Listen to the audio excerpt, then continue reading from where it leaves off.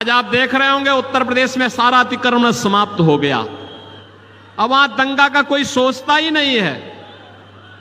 अब तो बहनों और भाइयों, उत्तर प्रदेश में कोई सड़क पे नमाज भी नहीं पढ़ता।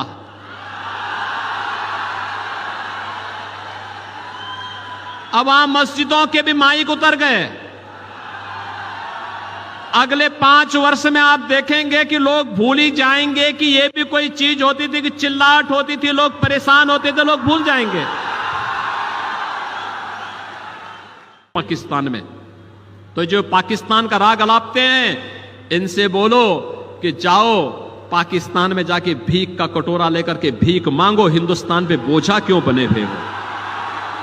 जाओ ना वहीं पे, जाओ वहां पे पाकिस्तान के पास जाकर के वहीं रहो। क्यों हिंदुस्तान पे बोझा बने हुए हो? हिंदुस्तान के इस बोझे को दूर करने की आवश्यकता है। हम विरासत टैक्स लगाएंगे।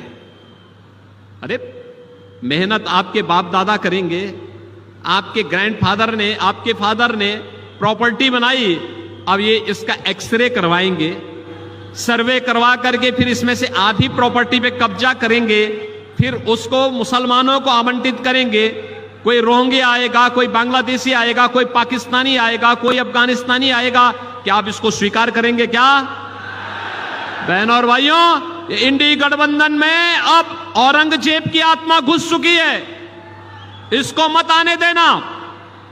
औरंगजेब को पहले ही छत्रपति शिवाजी महाराज समाप्त कर चुके हैं। अब महाराष्ट्र के अंदर औरंगजेब और उसकी संतानों को नहीं आने देना है।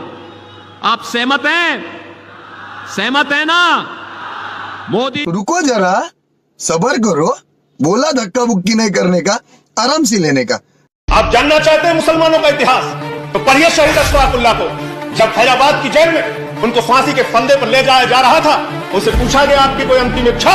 तो उन्होंने कहा कुछ आरजू नहीं है, बस आरजू है इतनी, रख दे जरा से कोई खाके वतन कफन पे। यह है मुसलमानों का इतिहास पढ़ लेना। लेकिन आपको तो दाढ़ी से आपत्ति हो जाती है, टोपी से आपत्ति हो जाती है।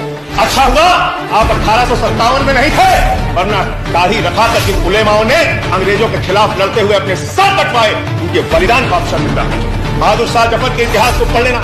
उनके बेटों का सर कटवा के रंगून की जेल में उनके सामने रखा गया। मानो अंग्रेज के पुलिस अफसर बहादुर शाह जफर को गिरफ्तार करने के लिए आए थे, तो उनका मजाक उड़ाते हुए उन्होंने कहा कि दम दमे में दम नहीं, अब खैर मांगो जान की, ऐ जफर ठंडी हुई शमशीर हिंदुस्तान की। तो उस बहादुर शाह जफर ने अंग्रेज अफसर को जवाब दिया था कि गाजियों में बू रहेगी, जब तलक ईमान की, तख्ते लंदन तक चलेगी। हिंदुस्तान की, हिंदुस्तान के मुसलमानों के इतिहास को